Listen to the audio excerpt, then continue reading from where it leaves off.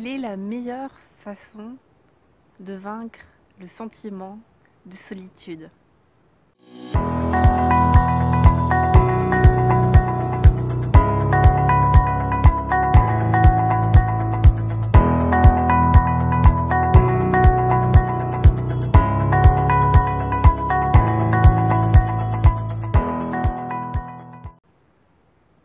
Alors, roulement de tambour, la réponse est apprendre à être seul. Eh oui!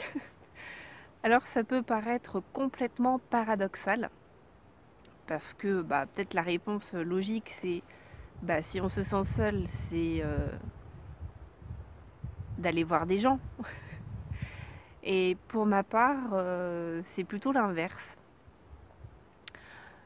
Ce que je remarque, c'est que je me sens beaucoup plus souvent seule, en groupe, en étant entourée de personnes, que quand je suis toute seule, paradoxalement. Et pourquoi? Parce que, en tout cas pendant longtemps, j'avais l'impression que quand j'étais entourée de gens, je me sentais tellement différente et j'ai encore parfois ce sentiment-là avec des personnes de mon âge. Et en fait, depuis toujours, je me suis toujours sentie plus à l'aise avec les gens plus âgés que moi. Parce que j'ai toujours senti un petit décalage dans les centres d'intérêt entre les personnes de mon âge et moi, en fait. Et c'est comme si j'étais en décalage dans le temps, en fait. Ou alors peut-être parce que je suis pas très fun, j'en sais rien. Et du coup, contrairement à ce qu'on peut penser, apprendre à être seul combat le sentiment de solitude. Parce qu'en étant seul, on se rapproche de nous-mêmes. Et pour ma part, moi, ma façon de me rapprocher de moi-même, c'est de temps en temps de m'accorder des moments de retraite, donc des retraites organisées, mais aussi des moments comme celui-là où je suis seule dans la nature. Et je ne sais pas si vous l'avez déjà expérimenté, mais en étant seule dans la nature, on est en contact d'une certaine présence qui fait que, en tout cas moi pour ma part, je me sens pas du tout seule dans la nature. Au contraire, je me sens pleinement présente. Et je sens une présence. Et donc pour les personnes qui peut-être ont ce fameux syndrome du sentiment de solitude en groupe, donc je vous rassure, vous n'êtes pas malade. En tout cas, on est au moins 2 avec moi. Mais je trouve que c'est hyper important de s'accorder des moments justement de solitude saine, comme celui-là, comme partir de s'accorder des vacances seules ou au moins une journée seule à aller dans la nature. Honnêtement, vous allez voir que ça change beaucoup de choses. Ça vous permet de vous rapprocher de vous-même, vraiment. Et du coup, quand vous allez revenir vers les autres, vous allez vous sentir moins seul.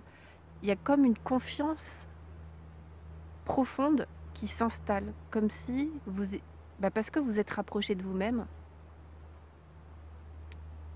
vous vous sentez plus seul.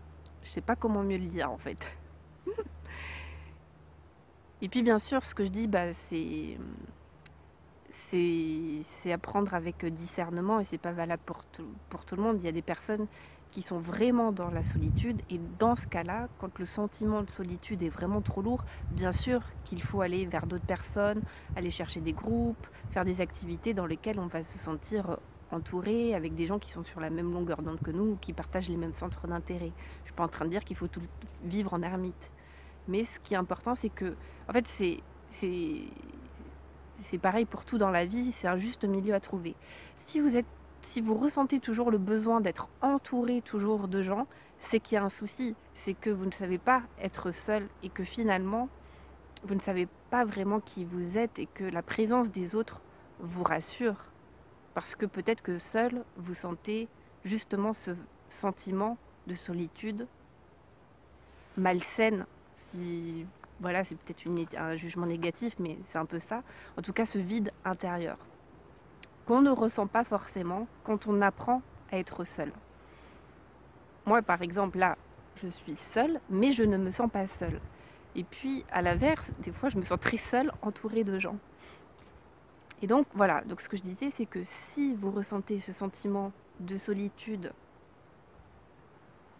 si vous n'arrivez pas à être seul de temps en temps, c'est qu'il y a un souci. Et à l'inverse, si vous n'êtes jamais bien en groupe ou entouré de gens, c'est qu'il y a aussi un souci. Donc, pour moi, voilà, c'est vraiment un juste milieu à trouver et c'est important de trouver cet équilibre et d'alterner entre des moments en groupe, en étant entouré de personnes, et des moments de solitude qui nous permet de nous rapprocher de nous-mêmes. Et quand on se rapproche de nous-mêmes et qu'on est bien avec nous-mêmes, on n'est pas seul.